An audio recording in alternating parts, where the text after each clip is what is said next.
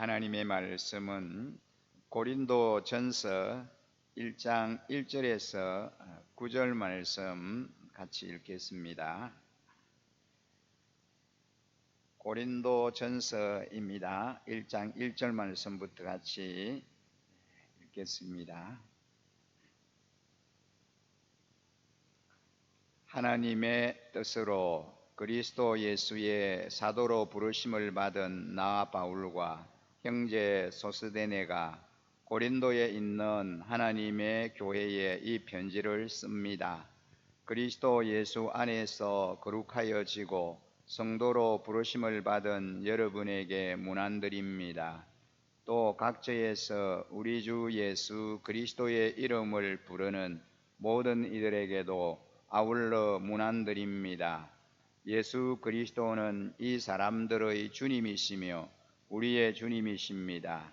하나님 우리 아버지와 주 예수 그리스도께서 내려주시는 은혜와 평화가 여러분에게 있기를 빕니다.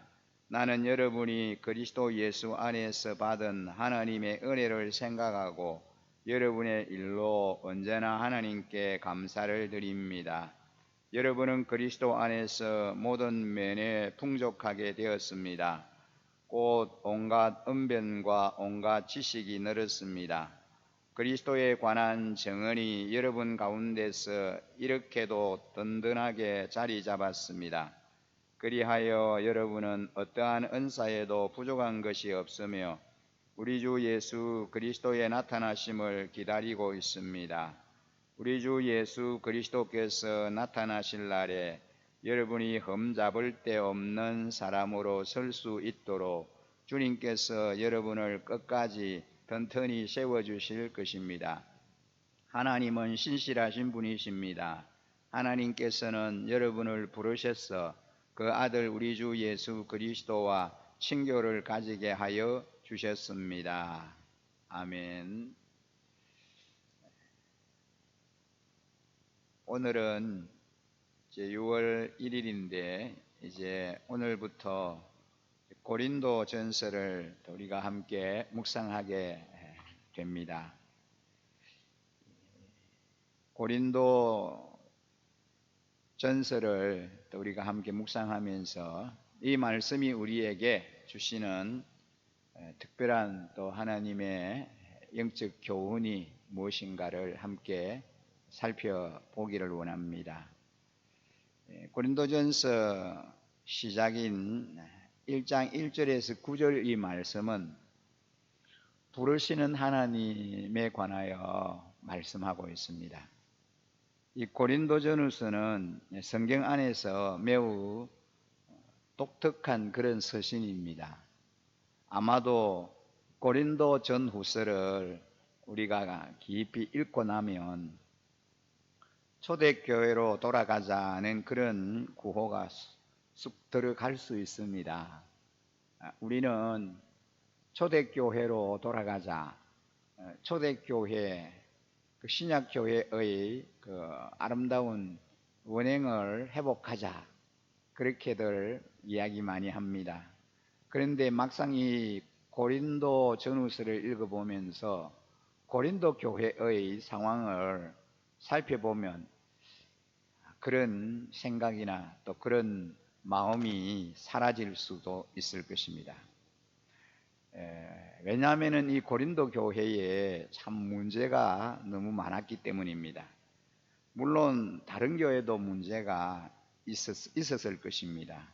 하지만 이 고린도 교회처럼 문제가 많은 교회는 없었습니다.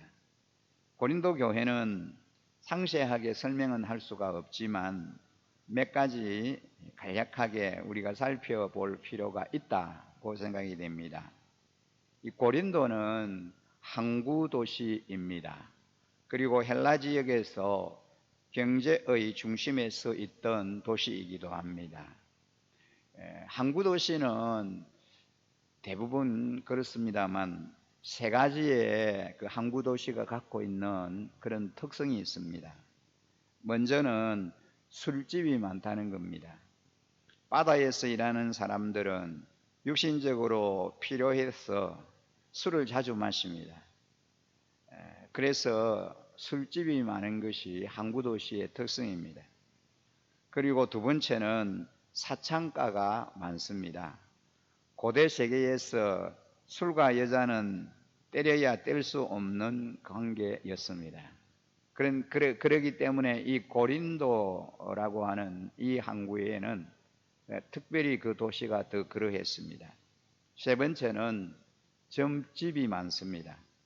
배를 타고 나가야 하는 이들에게 다음이라고 하는 단어는 행운의 단어인 동시에 미지의 단어입니다. 바다로 나가면 언제 죽을지 모르기 때문입니다. 이러한 독특한 특징을 갖고 있었던 이 항구 도시였던 고린도 이 지역은 너무나 세속적인 동시에 대단히 영적인 성향이 상존했던 그런 도시이기도 합니다. 그런 도시에 고린도 교회가 있었기 때문에 고린도 교회가 그 도시에 그 지역의 영향을 많이 받았던 것입니다. 고린도 교회가 갖고 있는 다양한 특성과 복합적인 성향들을 이제 가지고 있었던 교회입니다. 고린도 교회 안에는 고린도 그 지역을 지나치게 많이 닮아 있었습니다. 부유한 사람과 가난한 사람들과의 갈등이 있었고 또 성적인 문란함으로 교회가 고통을 받고 있었습니다. 또한 헬라 철학의 영향을 받아 잘못된 영적 지식으로 인하여 교회가 혼란에 빠져 있었습니다. 한 가지 예를 들면 육적인 것을 악하거나 열등한 것으로 보았던 헬라 철학의 영향으로 부활 후에 다시 몸을 입고 살아난다는 것을 부정하는 많은 이들이 교회 안에 있었습니다. 그래서 고린도전서 15장에 보면은 바울은 부활의 성경적 타당성과 진실성을 열정적으로 변호합니다. 고린도전서 15장이 부활장이지 않습니까? 이 부활에 관하여 아주 상세하게 그렇게 말씀하는 것이죠. 이런 정향들을 염두에 두고 고린도 전후서를 우리가 살펴봐야 하겠습니다. 이 고린도 교회는 바울의 2차 전도 여행 중에 세워진 교회입니다. 바울이 아덴에서 전도한 다음에 고린도로 향합니다. 아테네에서 이제 고린도로 갔습니다. 이곳에서 본도에서 온 유대인 사람인 브리스길라와 아굴라 부부를 만나기도 합니다. 이 고린도 전후서는 바울의 3차 전도 여행 기간 동안에 에베소에 머물 때 이 서신을 기록한 것으로 그렇게 볼 수 있습니다.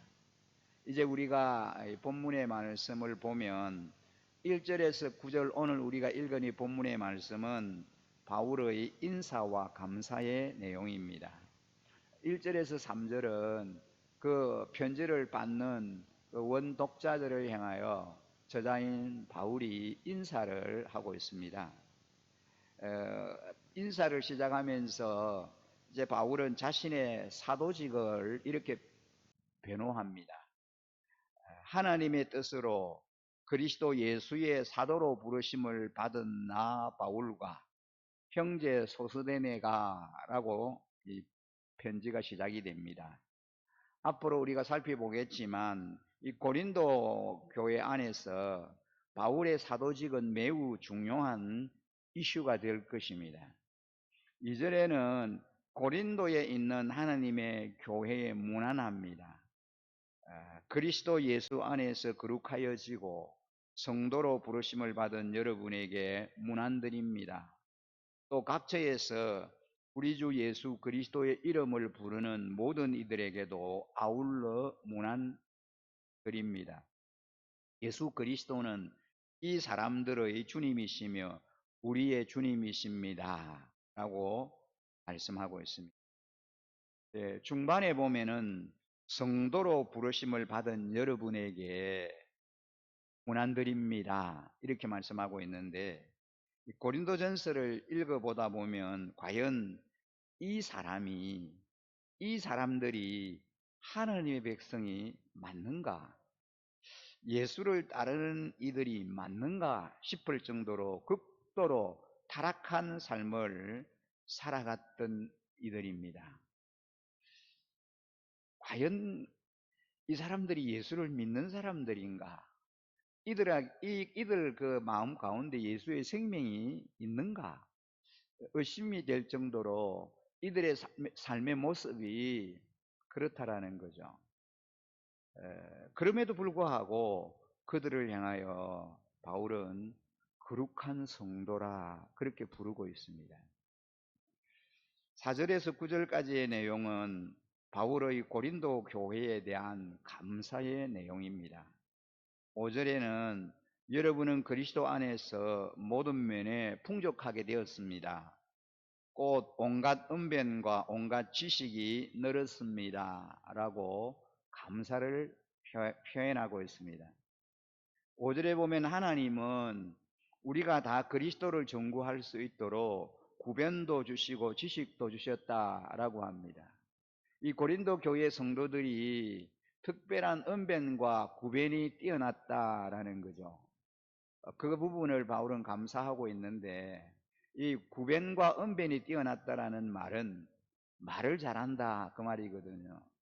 근데 바울이 말을 잘한다라고 하는 이 말은 세상적인 그런 무슨 그 지식이나 또는 세상적인 그런 탁월한 그런 언변이나 그래서 그런 대화를 잘한다 그런 의미로 표현하는 것은 아닌 것 같습니다.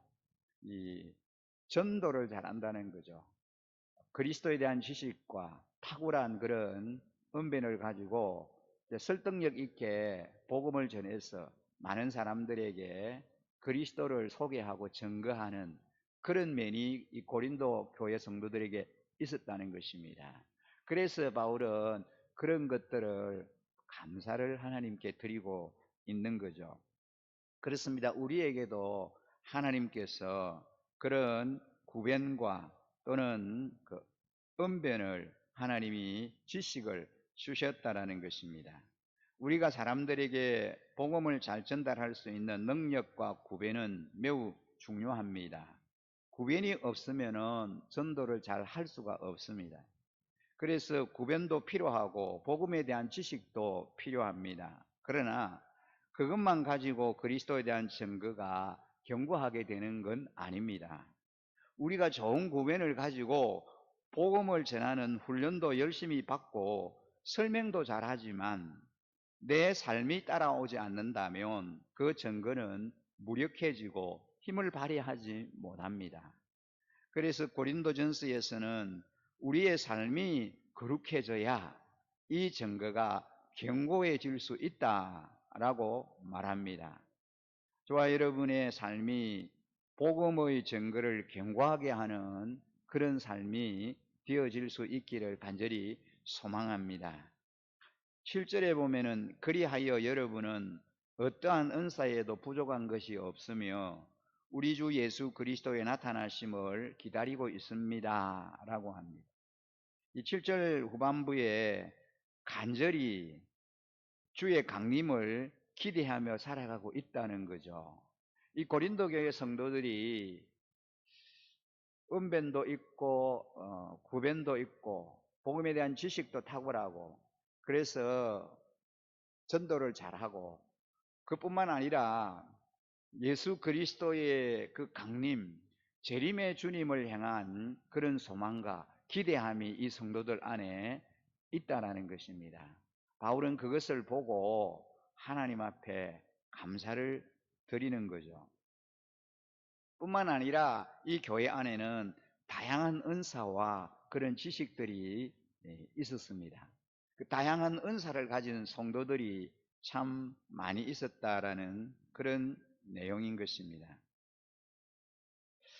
이런 정황으로 본다면 이 고린도 교회는 초대교회의 그 어떤 교회보다도 많은 혜택과 사랑을 받은 교회였다라고 봅니다.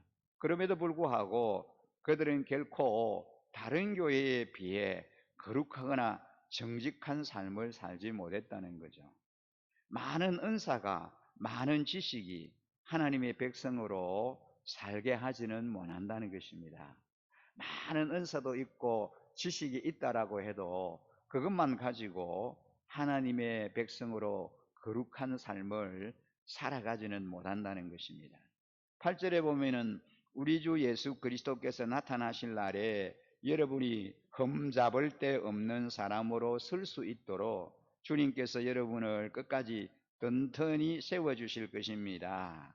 하나님은 신실하신 분이십니다. 하나님께서는 여러분을 부르셔서 그 아들 우리 주 예수 그리스도와 친교를 가지게 하여 주셨습니다. 라고 9절에 말씀합니다.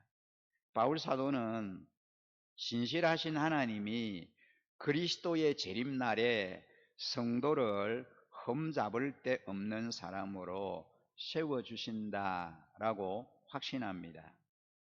오늘 이 본문을 통하여 우리가 알 수 있는 것은 우리를 부르신 분이 하나님이십니다. 저와 여러분을 불러주신 분이 하나님이십니다. 우리를 부르셔서 예수 그리스도와 친교하게 하여 주셨습니다. 우리는 하나님의 부르심에 합당한 자의 삶을 살아가야 할 것입니다. 왜 하나님이 우리를 불러주셨을까? 이 땅에 수많은 사람들 가운데서 하나님이 왜 나를 부르신 것일까? 왜 나를 특별히 불러주셨을까? 이유가 있습니다. 오늘 이 본문에 보면은 사도 바울은 하나님이 우리를 부르셔서 예수 그리스도와 친교하게 하도록 하기 위해서 우리를 부르셨다라고 말씀합니다. 우리를 부르신 그 주님의 부르심에 정말 우리가 합당한, 조금도 부족함이 없는, 부끄럽지 않는 그런 삶을 살아가야 하겠다라는 것이지요. 오늘 이 본문의 말씀을 묵상하면서 이 말씀이 오늘을 사는 저와 여러분에게 주시는 영원한 영적인 진리가 있다면 그것이 무엇일까요? 우리의 정체성은 외적 조건이 아닌 하나님의 부르심에 의해서 결정된다는 것입니다. 고린도 교회는 타락한 도시 고린도에 있었지만 하나님의 교회였고 분열과 미숙함 등의 문제를 안고 있었지만 거룩한 사람들 곧 성도였습니다. 왜 그렇습니까? 하나님이 불러서 하나님이 부르셔서 거룩한 하나님의 자녀로 삼아 주셨기 때문입니다. 우리도 마찬가지입니다. 하나님이 우리를 수많은 사람들 가운데서 불러내셔서 하나님의 거룩한 자녀, 성도로 하나님이 우리를 구별해 주셨다는 것입니다. 학벌이나 직업 등 세상이 말하는 조건으로 우리를 규정하지 말아야 합니다. 하나님은 나를 어떤 사람이라고 부르십니까? 하나님이 저와 여러분을 어떤 사람이라고 부르십니까? 그게 진짜 나입니다. 하나님의 거룩한 성도, 특별히 하나님의 사랑받는 주의 자녀들입니다. 우리를 그렇게 하나님이 구별해서 불러주셨다는 것이죠. 오늘 이 고린도전서를 시작하면서 하나님의 특별한 부르심을 받은 하나님의 자녀요 거룩한 성도라고 하는 그 정체성을 저희들이 늘 기억하면서 하나님의 부르심에 합당한 그런 삶을 살아내게 해달라고, 하나님의 거룩한 성도의 이름에 걸맞는 삶 살아드릴 수 있게 해달라고 그렇게 늘 하나님 앞에 우리가 기도하며 나아가야 하겠습니다. 하나님의 부르심대로 예수님과 거룩한 삶 살게 해 주십시오 라고 그렇게 기도했으면 좋겠습니다. 함께 기도하겠습니다. 거룩하신 아버지 하나님, 오늘도 우리에게 또 새 생명 주시고 우리 하나님 앞에 나와서 첫 시간을 주님 앞에 드리며 이 한 주간을 또 살아갈 수 있게 하여 주시니 참으로 감사합니다. 아버지 하나님, 이제 고린도전서를 함께 묵상하면서 이 말씀을 통하여 우리에게 주시는 하나님의 영원한 영적인 교훈을 우리가 잘 받아서 그 말씀대로 순종하고 승리하며 살아가게 하여 주시옵소서. 우리를 부르신 분이 전능하신 아버지 하나님이십니다. 하나님, 내가 하나님의 부르심을 받은 하나님의 자녀요 거룩한 성도라고 하는 이 정체성을 늘 기억하면서 하나님의 부르심에 합당한 삶 살게 하여 주옵소서. 오늘 이 하루도 우리가 온전히 주님만 바라보게 하시고 우리 주님만 생각하게 하시고 주님이 주시는 그 생명의 말씀을 붙들고 한 걸음 한 걸음 이 세상을 이제 살아갈 수 있게 하여 주시고 승리하는 삶 살게 하여 주옵소서.